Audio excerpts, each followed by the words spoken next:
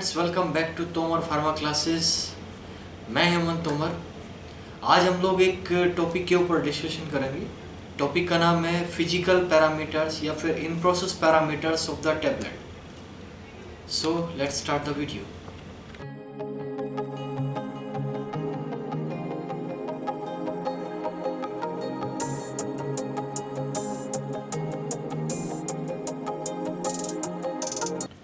So friends, physical parameters of the tablet. These are the some in process parameters for checking the quality of the tablet. किसी भी tablet की quality check करने के लिए कुछ parameters हम लोग चेक करते हैं, जिन्हें हम बोलते हैं क्वालिटी पैरामीटर्स। जैसे हम लोग चेक करते हैं डिस्क्रिप्शन सबसे पहले, फिर उसके बाद उसका आइडेंटिफिकेशन टेबलेट का, देन उसके बाद उस टेबलेट का एवरेज वेट हम लोग चेक करते हैं। एवरेज वेट के बाद वेट वेरिएशन या यूनिफॉर्मिटी ऑफ वेट हम लोग चेक करते हैं। फिर thickness, diameter, length, weight, hardness हम लोग चेक करते हैं। इसके अलावा फ्राइबिलिटी एंड डिसइंटीग्रेशन टेस्ट हम लोग चेक करते हैं। Loss on drawing and water content हम लोग निकालते हैं। इसके अलावा यूनिफॉर्मिटी ऑफ डोसेज यूनिट्स, असे, डिजोल्यूशन और रिलेटेड सब्सटेंस हम लोग चेक करते हैं। तो वन बाय वन हम लोग ये सारे के सारे जितने भी हमारे टेस्ट है, क्वालिटी पैरामीटर्स है, ये सारे पैरामीटर्स हम लोग स्टडी करेंगे। तो इनमें सबसे पहला जो पैरामीटर है डिस्क्रिप्शन, ये हम लोग सबसे पहले डिस्कशन करेंगे। इसके अलावा जो हमारा description, average weight, weight variation, thickness, dimension, diameter, hardness, friability and disintegration, ये जो पैरामीटर्स हैं इन्हें हम लोग इन प्रोसेस पैरामीटर्स या फिर फिजिकल पैरामीटर्स बोलते हैं टेबलेट का। सबसे पहला जो आज का हमारा टॉपिक है वो है फिजिकल पैरामीटर्स या फिर in process parameters of the tablet. तो आज हम लोग पढ़ेंगे description, average weight, weight variation, thickness, diameter, length, width, dimension, hardness, friability and disintegration. तो लेट्स स्टार्ट। सबसे पहले बात करते हैं टेबलेट की। Tablet represent unit dosage form in which one usual dose of the drug has been accurately placed. अगर हम tablet की बात करें तो tablet are the unit dosage form, मतलब इसमें एक सिंगल डोज इस एक यूनिट के अंदर प्रेजेंट होता है टैबलेट के अंदर। By compression liquid oral dose form such as syrup, suspension are usually designed to contain one dose of medication in 5 to 30 ml। अगर हम बात करें लिक्विड ओरल डोज की, सिरप या फिर सस्पेंशन की, तो एक डोज के लिए 5 ml से लेकर 30 ml तक मेडिकेशन देते हैं हम लोग।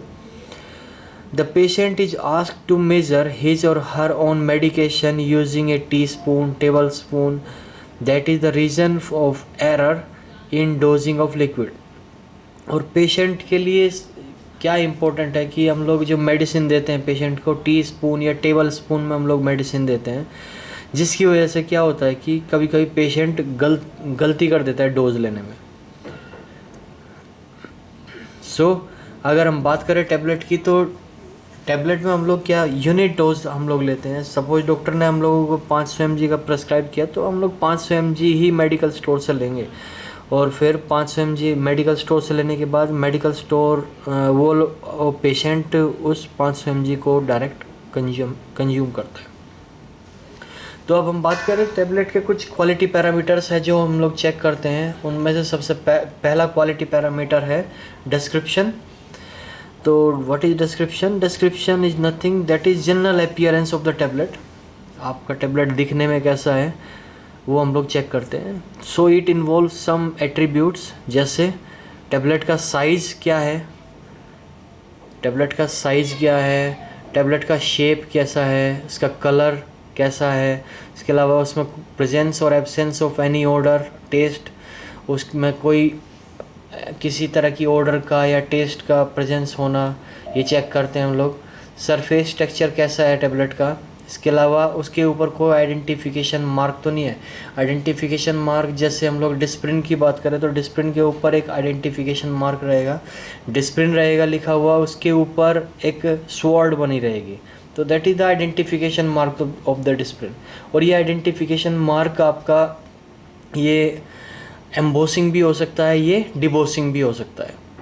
तो अगर हम बात करें complete description of the tablet, that is general appearance of the tablet in which we check the size and shape of tablet, color and absence of the tablet, color and order of the color of the tablet, order and taste of the tablet, then उसके बाद surface texture and legibility of any identifying marking that can be embossing or debossing। अब अगर आप लोग बात करें तो test की, तो टेस्ट जनरली हम लोग टेबलेट के केस में नहीं करते हैं, लेकिन कुछ टेबलेट्स है जैसे कि स्ट्रेप्सिल्स हुआ या विक्स हुआ, तो उनका टेस्ट करना पड़ता है। सो this is all about description of the tablet. तो देन उसके बाद हम लोग पढ़ते हैं नया पैरामीटर, जो हम लोग क्वालिटी पैरामीटर हम लोग करते हैं डिस्क्रिप्शन के बाद, that is average weight and uniformity of weight. तो एवरेज वेट की अगर बात करें, तो एवरेज वेट ऑफ टेबलेट और कैप्सूल की अगर बात करें तो कैसे करेंगे, प्लेस द 20 टेबलेट और capsule on the analytical pen and calculate the average weight by using the formula. तो हम लोग क्या करते हैं कि 20 टेबलेट को एक साथ बैलेंस के पेन के ऊपर रखते हैं, और फिर जो वेट आया उसे हम लोग 20 से डिवाइड करते हैं, और जो भी वेट आएगा that is the average weight of the tablet. इसके बाद बात करते हैं यूनिफॉर्मिटी ऑफ वेट की।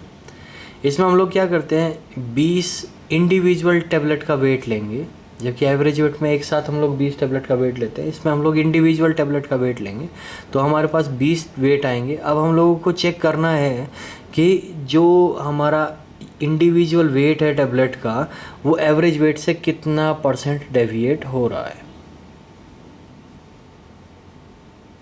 तो जैसे इसमें लिखा है, weigh individually 20 unit selected at random और फॉर सिंगल डोज प्रिपरेशंस, जैसे कि आपका tablet, capsule, injection, individual containers, the content of 20 unit and calculate the average weight calculate करना है। देन उसके बाद not more than 2 of individual weights from the average weight by more than the percentage of the shown in table. एक table होगी, उसमें ये percentage दिया होगा जो कि आपका फार्माकोपिया में दिया है, तो उसमें मेंशन होगा ये इंडिविजुअल वेट कितना % वेरी कर सकता है एवरेज वेट से। तो इसके लिए हम फार्मूला लगाएंगे, यूनिफॉर्मिटी ऑफ वेट कैलकुलेट करने के लिए फार्मूला लगाएंगे इंडिविजुअल वेट। इसके लिए फार्मूला लगाएंगे percentage weight variation is equal to individual weight minus average weight divide by average weight multiplied by 100। ये फार्मूला लगा सकते हैं। इसके अलावा एक और फार्मूला है जो हम लोग लगाते हैं एज पर USP, individual weight divide by average weight multiplied by 100 then minus 100। तो यहाँ से निकल के आता है परसेंटेज वेट वेरिएशन। तो इसके लिए भी एक लिमिट है, इस टेस्ट के लिए भी एक लिमिट है या एक्सेप्टेंस क्राइटेरिया है। जैसे एज पर यूएसपी अगर हम बात करें, तो अगर टेबलेट का एवरेज वेट 130 mg है या उससे कम है, तो मैक्सिमम 10% तक वेट वेरिएशन एक्सेप्टेबल होगा। और अगर टेबलेट का एवरेज वेट 130 mg से ज़्यादा है और 324 mg तक है, तो मैक्सिमम डेविएशन 7.5% तक एक्सेप्टेबल होगा। और अगर टेबलेट का एवरेज वेट 324 mg से ज़्यादा है, तो मैक्सिमम वेट वेरिएशन 5% तक एक्सेप्टेबल होगा। और अगर हम बात करें एज पर आईपी और बीपी, आईपी बीपी के अकॉर्डिंग अगर टेबलेट का एवरेज वेट 80 mg या उससे कम है, तो अगर टेबलेट का एवरेज वेट 80 mg या उससे कम है, तो मैक्सिमम डेविएशन 10% तक एक्सेप्टेबल होगा। अगर टेबलेट का एवरेज वेट 80 mg से ज़्यादा है और 250 mg तक है, तो मैक्सिमम डेविएशन 7.5% तक एक्सेप्टेबल होगा। और अगर टेबलेट का एवरेज वेट 250 mg से ज़्यादा है, तो 5% तक मैक्सिमम डेविएशन एक्सेप्टेबल होगा। तो this is the acceptance criteria of the uniformity of weight test. इसके बाद बात करते हैं हम लोग hardness. Next parameter is hardness. Hardness is the resistance of tablet to capping, abrasion or breakage under condition of storage, transportation and handling before usage depends on its hardness। मतलब hardness, अगर हम किसी टेबलेट को handle करते हैं या transport करते हैं या स्टोर करते हैं, तो उस टाइम उसमें थोड़ा कैपिंग का, एब्रेशन का या ब्रेकेज का प्रॉब्लम आ सकता है। तो उस तरह की प्रॉब्लम को, उस तरह की जो प्रॉब्लम्स है वो डिपेंड करती है टैबलेट की हार्डनेस के ऊपर। तो tablet hardness is defined as the load required crushing और fracture a tablet placed on its edge. और अगर हम टैबलेट की हार्डनेस की बात करें तो टैबलेट की हार्डनेस क्या है कि किसी भी टैबलेट को ब्रेक करने के लिए, फ्रैक्चर करने के लिए जितना लोड की या जितने प्रेशर की ज़रूरत होगी, मिनिमम फोर्स की ज़रूरत होगी, वही उसका हार्डनेस होगा। Sometime it is also termed as tablet crushing strength. कभी कभी हम लोग इसे टैबलेट का क्रशिंग स्ट्रेंथ भी बोलते हैं। इसके लिए हम एक इंस्ट्रूमेंट यूज़ करते हैं, that is Monsanto hardness tester. इसे हम मोनसेंटो हार्डनेस टेस्टर के थ्रू मेज़र करते हैं। The instrument measure the force required to break the tablet when the force generated by anvils to the tablet. और ये instrument केवल फोर्स मेजर करता है कि टैबलेट को ब्रेक करने के लिए कितना फोर्स का ज़रूरत है, वो ये इंस्ट्रूमेंट मेजर करता है। और फोर्स एनविल के थ्रू जनरेट किया जाता है। The tablet was placed between two anvils. दो एनविल के बीच में टैबलेट प्लेस करते हैं। Then force applied to the anvils and the crushing strength that just causes the tablet to break was recorded. और उसकी क्रशिंग स्ट्रेंथ हम लोग रिकॉर्ड करते हैं कि जितना फोर्स लगाने से वो टैबलेट टूट रहा है, वो फोर्स हम लोग रिकॉर्ड करते हैं through the Monsanto hardness tester. इसकी यूनिट है, the units of hardness is kilogram पर सेंटीमीटर स्क्वायर, या फिर न्यूटन इसकी हार्डनेस की यूनिट्स होती है, जिसमें हम हार्डनेस को मेज़र करते हैं। ये कुछ हार्डनेस टेस्टर है, जैसे कि ये आपका मोनसेंटो हार्डनेस टेस्टर सबसे नीचे, ये मोनसेंटो हार्डनेस टेस्टर है। इसमें टैबलेट हम प्लेस करेंगे ये दो एनविल के बीच में। एक इमूवेबल एनविल होगा, दूसरा मूवेबल एनविल होगा। जब हम यहाँ से स्क्रू को टाइट करेंगे तो क्या होगा कि ये जो मूवेबल एनविल है वो इस टैबलेट के ऊपर एक फ़ोर्स जनरेट करेगा, जिससे ये टैबलेट ब्रेक डाउन हो जाएगा। और ये फोर्स हम लोग इस स्केल से मेज़र करते हैं। या फिर ये एक डिजिटल हार्डनेस टेस्टर है, इससे भी हम मेज़र करते हैं फोर्स। ये दो एनविल के बीच में हम टैबलेट प्लेस करते हैं। या फिर ये एक फाइज़र, जिसे हम बोलते हैं फाइज़र, इसमें भी टैबलेट को दो एनविल के बीच में हम प्लेस करते हैं। देन इसे स्क्वीज़ करते हैं। स्क्वीज़ करने से क्या होगा, ये टैबलेट के ऊपर फोर्स जनरेट होगा। एक कंडीशन आएगी कि टैबलेट टूट जाएगी, और वो टैबलेट जो फोर्स लगाने से जो टैबलेट टूट रही है वो फोर्स हम लोग मेज़र कर लें। तो this is all about hardness of the tablet. Now we are discussing about the friability. Friability, what is friability?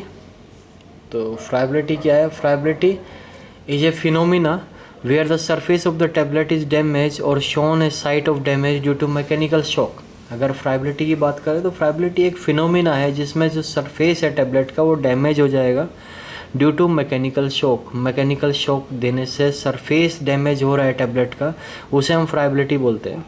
अगर हम पर्पज़ की बात करें टू क्यों करना है friability, to evaluate the ability of tablet to withstand the breakage during the transportation and handling. और ये हम इवेलुएट करते हैं किसी भी टैबलेट की एबिलिटी को, जब हम उसे ट्रांसपोर्ट करते हैं या हैंडल करते हैं तो वो विदस्टैंड कर भी पाता है उन कंडीशंस पे या नहीं, तो वो हम लोग इवेलुएट करते हैं। वो एबिलिटी हम टैबलेट की इवेलुएट करते हैं, उसे हम फ्राइबिलिटी बोलते हैं।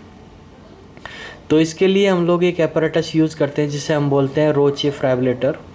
रोची फ्राइबिलेटर, अब ये रोची फ्राइबिलेटर क्या होता है? Roche friabilator consist of a drum which have an internal diameter between 283 to 291 mm and the depth between 36 and 40 mm of the transparent synthetic polymer is with polished internal surface and subjected to minimum static buildup। तो रोची फ्राइबिलेटर के अंदर क्या होता है, एक drum होता है जो कि एक्राइलिक पॉलीमर या ट्रांसपेरेंट पॉलीमर का बना होगा। उस ड्रम का जो इंटरनल डायमीटर होगा that is 283 to 291 mm, means 287 ± 4 mm। और उसकी डेप्थ की अगर बात करें तो दैट इज़ 36 to 40 mm। ये एक ट्रांसपेरेंट सिंथेटिक पॉलीमर का बना रहता है। Tablets are tumbled at each turn of the drum by the curve projection with inside radius between 75.5 to 85.5 mm that extends from the middle of the drum to the outer wall। और tablet tumbled होगी, tumbling होगा tablet के अंदर जब वो drum में एक projection curve से जिसकी रेडियस 75.5 टू 85.5 mm है, उस प्रोजेक्शन कर्व से जो कि 6 इंच की डिस्टेंस पे रहेगा वॉल से, तो उस 6 इंच से आपका टेबलेट गिरता है और वो वॉल से टकराता है, इसे ही हम बोलते हैं टम्बलिंग। तो टम्बलिंग के टाइम पे क्या होगा कि जब आपका टेबलेट घूमता है, जो इसका प्रोजेक्शन कर्व है, प्रोजेक्शन कर्व टेबलेट को लेकर जाएगा अपने साथ, और टेबलेट ऊपर से 6 इंच की हाइट से वॉल से टकराती है, तो उससे क्या होगा, कुछ वेट लॉस होगा, और वही वेट लॉस हम लोग फाइंड आउट करते हैं। तो the outer diameter of the ring, इसमें एक सेंट्रल रिंग लगी होती है फ्राइबिलिटी टेस्ट एपरेटस या रोचे फ्राइबिलेटर के अंदर एक सेंट्रल रिंग लगी रहती है। सेंट्रल रिंग इज बिटवीन, इसका अपना एक डायमीटर होगा रिंग का 24.5 टू 25.5 mm इसका डायमीटर होता है फ्राइबिलेटर का, सेंट्रल रिंग का। The drum is attach to the horizontal axis of a device that rotates at 25 ±1 RPM। और ड्रम रोटेट होता है एक हॉरिजॉन्टल एक्सिस पे, इसकी स्पीड है 25 ±1 RPM, इस स्पीड से वो रोटेट होगा, और 100 काउंट्स या 100 राउंड्स वो रोटेट होगा, 100 बार वो रोटेट होगा, मतलब 100 बार टेबलेट 6 इंच की हाइट से वॉल से टकराएगा, 100 बार टम्बलिंग होगा। अब जब टम्बलिंग होगा देन उसके बाद आप फिर सैंपल कलेक्ट करते हो, फिर उसके बाद उसका वेट लेते हो। अगर हम फ्राइबिलिटी टेस्ट की बात करें तो फ्राइबिलिटी टेस्ट लगाने के लिए जनरली हम लोगों को कुछ सबसे पहले टेबलेट का वेट लेना होता है, जिसे हम बोलते हैं इनिशियल वेट। देन उसके बाद वेट लेने के बाद वो टेबलेट फ्राइबिलिटी ड्रम के अंदर डाली जाती है। देन उसके बाद उसे 25 ±1 RPM की स्पीड से घुमाया जाता है। देन उसके बाद जब 100 काउंट्स हो जाते हैं तो टेबलेट को कलेक्ट किया जाता है, उसे डी डस्ट किया जाता है। डी डस्ट करने के बाद उनका फिर से वेट लिया जाता है, जो वेट बाद में लिया जाएगा उसे हम बोलते हैं फाइनल वेट। तो परसेंटेज फ्राइबिलिटी कैलकुलेट करने के लिए हम लोग फार्मूला लगाते हैं initial weight minus final weight divide by initial weight multiplied by 100। तो अब बात करते हैं कि इनिशियल वेट सेलेक्ट कैसे करना है। इनिशियल वेट सेलेक्ट करने के लिए एक क्राइटेरिया है कि अगर टेबलेट का एवरेज वेट 650 mg है या उससे कम है तो हम लोग नियर अबाउट 6.5 ग्राम टेबलेट का वेट लेंगे, और अगर टेबलेट का एवरेज वेट 650 mg से ज़्यादा है तो हम लोग 10 टेबलेट काउंट करके लेंगे, उनका वेट लेना होगा। वेट तो लेना ही पड़ेगा हम लोगों को, चाहे 650 mg हो या उससे कम हो या उससे ज़्यादा हो, वेट तो लेना ही पड़ेगा। इनिशियल वेट चाहिए हम लोगों को। तो क्राइटेरिया क्या है कि अगर टेबलेट का एवरेज वेट 650 mg से ज़्यादा है, बड़ी टेबलेट है, तो हम लोग उसके 10 टेबलेट लेंगे, 10 टेबलेट का वेट लेंगे। अगर टेबलेट का एवरेज वेट 650 mg है या उससे कम है तो हम लोग नियर अबाउट 6.5 ग्राम टेबलेट का वेट लेंगे। फिर वो टेबलेट हम ये फ्राइबिलिटी ड्रम के अंदर डालेंगे, ये है रोचे फ्राइबिलेटर, फ्राइबिलिटी ड्रम के अंदर डालेंगे। ये ड्रम दिख रहा है आप लोगों को, ये ड्रम, इन ड्रम के अंदर हम टेबलेट डालते हैं, या फिर इस ड्रम के अंदर या इस ड्रम के अंदर हम टेबलेट डालते हैं। दोनों ही रोचे फ्राइबिलेटर है, तो दोनों के अंदर हम ये टेबलेट डालेंगे। टेबलेट डालने के बाद हम इसे रोटेट करेंगे। रोटेशन स्पीड होगी 25 ±1 RPM। देन उसके बाद हम लोग फाइनल सैंपल कलेक्ट करेंगे। तो फार्मूला लगाएंगे percentage friability is equal to initial weight minus final weight divide by initial weight multiplied by 100। तो ये फार्मूला लगा के हम लोग फ्राइबिलिटी कैलकुलेट कर लेंगे। फ्राइबिलिटी की लिमिट है नॉट मोर देन 1.0%, इससे ज़्यादा नहीं होना चाहिए। अगर इससे ज़्यादा होता है तो 2 बार और फ्राइबिलिटी लगाना है। फिर हम तीनों का मीन हम कैलकुलेट करते हैं, that should be not more than 1.0%। तो this is all about friability. Now we are talking about disintegration test apparatus. अगर हम डिसइंटीग्रेशन टेस्ट एपरेटस की बात करें तो सबसे पहला हमें पता होना चाहिए what is disintegration. Disintegration means breakdown of tablet into smaller granules and at a specified condition, that is disintegration. If we are talking about specified condition, अगर स्पेसिफाइड कंडीशन कौन कौन सी होगी, टेम्परेचर, टाइम और मीडिया, ये specified condition होगी। तो disintegration test की अगर बात करें तो this test is provide to determine whether tablet और capsule disintegrate within the prescribe time when placed in liquid medium under the experimental condition present below. तो इसमें हम लोग डिसइंटीग्रेशन में क्या करते हैं, टैबलेट और कैप्सूल का डिसइंटीग्रेशन हम लोग चेक करते हैं। डिसइंटीग्रेशन की एक पर्टिकुलर टाइम में, जो प्रेस्क्राइब टाइम है, उतने टाइम में वो टैबलेट डिसइंटीग्रेट हो भी पा रही है या नहीं। जब हम उसे किसी एक मीडियम के अंदर एक स्पेसिफाइड कंडीशन के ऊपर हम उसे अप्लाई करते हैं, तो चेक करना है कि एक स्पेसिफाइड कंडीशन में टैबलेट डिसइंटीग्रेट हो रही है या नहीं हो रही है।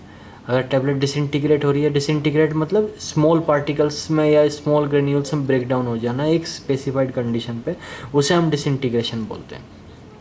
The complete disintegration is defined as the state in which any residue of the unit except fragments of insoluble coating or capsule cell remaining on the screen of the test apparatus or adhering to the lower surface of the disc is a soft mass having no palpable film core। और इसका मतलब है कि जो भी आपका tablet है वो उसके सारे के सारे ग्रेन्यूल्स टैबलेट ग्रेन्यूल्स में ब्रेक डाउन हो जाना चाहिए, और सारे के सारे ग्रेन्यूल्स जो बॉटम में 10 मेश का स्क्रीन लगा है उस स्क्रीन से पार हो जाना चाहिए। अगर कुछ इनसोल्यूबल या कुछ आपका फ्रेगमेंट्स बचता है ऊपर, देन उसके बाद वो एक सॉफ्ट मास होना चाहिए, ना कि कोई हार्ड कोर होना चाहिए या ग्रेन्यूल्स होना चाहिए। Use apparatus A for tablet and capsule that are not greater than 18 mm। अगर 18 mm से छोटी टैबलेट है तो उसके लिए हम apparatus A यूज़ करते हैं। For larger tablet and capsule use apparatus B। तो इस तरह का कुछ डिसइंटीग्रेशन टेस्ट apparatus होता है। इसके अंदर होता क्या है, इसके अंदर एक ये बास्केट ट्रैक असेंबली होती है। इसके अलावा ये बास्केट ट्रैक असेंबली के अंदर 6 ग्लास ट्यूब होती है। इन ग्लास ट्यूब में नीचे की साइड में 10 मेश का स्क्रीन लगा होता है। तो और ये 1 लीटर के बीकर के अंदर फिट रहती है, 1 लीटर कैपेसिटी के बीकर के अंदर फिक्स रहती है। और बीकर के अंदर हम लोग मीडिया लेते हैं, और वो बीकर एक वाटर बाथ के अंदर सेट रहता है जिससे कि उस बीकर का टेम्परेचर मेंटेन हो सके। देन उसके बाद होता क्या है कि जब आपको डिसइंटीग्रेशन टेस्ट परफॉर्म करना होता है तो एक एक टैबलेट आप 6 ट्यूब के अंदर डालते हो। 6 ट्यूब में एक एक टैबलेट आप डालोगे। देन उसके बाद आप टेस्ट स्टार्ट कर दोगे जैसे टेम्परेचर आएगा। तो टेस्ट जैसे स्टार्ट किया तो आपको टाइम नोट डाउन कर लेना है कि कितने टाइम में आपका टैबलेट डिसइंटीग्रेट हो रहा है, एक एक टैबलेट कितने टाइम में डिसइंटीग्रेट हो रहा है, वो आपको टाइम नोट डाउन करना होता है। डिसइंटीग्रेट मतलब जो बॉटम में, इस बास्केट ट्रैक असेंबली के बॉटम में एक 10 मेश का स्क्रीन लगा होता है, सारी की सारी ग्रेन्यूल्स उस स्क्रीन से पार होकर बीकर के अंदर चले जाने चाहिए। That is the complete disintegration. तो अगर हम डिसइंटीग्रेशन की डेफिनेशन की बात करें तो disintegration means break down of tablet into smaller granules and all the granules must pass through the 10 mesh screen under the specified condition. एक स्पेसिफाइड कंडीशन पे टैबलेट का स्मॉल ग्रेन्यूल्स में ब्रेक डाउन हो जाना, और वो जो ग्रेन्यूल्स है वो 10 मेश की स्क्रीन से पार होकर बीकर के अंदर चला जाना, इस प्रोसेस को हम बोलते हैं डिसइंटीग्रेशन। अगर हम बात करें फैक्टर्स अफेक्टिंग डिसइंटीग्रेशन, कौन कौन से फैक्टर्स हैं जो डिसइंटीग्रेशन को अफेक्ट करते हैं, तो कुछ फैक्टर्स है जैसे कि अगर आपने उसके अंदर कंटेंट ऐसे ऐड कर दिए, जैसे कि डिसइंटीग्रेटिंग एजेंट ज़्यादा ऐड कर दिए, तो डिसइंटीग्रेटिंग एजेंट ज़्यादा ऐड करने से क्या होगा कि डिसइंटीग्रेशन टाइम कम हो जाएगा टैबलेट का।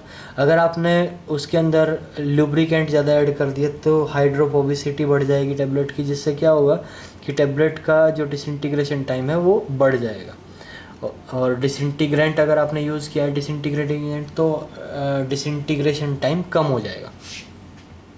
अगर आपने हार्डनेस बढ़ा दी, टैबलेट की हार्डनेस बढ़ा दी, तो भी डिसइंटीग्रेशन टाइम बढ़ जाएगा। और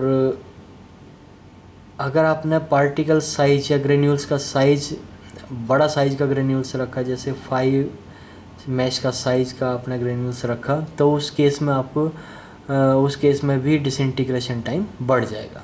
सो this is all about some physical parameters of the tablet. Next slide में हम लोग 1 बाई 1 ये डिसइंटीग्रेशन, ये जो फिजिकल पैरामीटर्स हैं इन्हें हम लोग 1 बाई 1 डिस्क्राइब करेंगे। So this is all about physical parameters of the tablet. So friends, this is all about physical parameters of the tablet.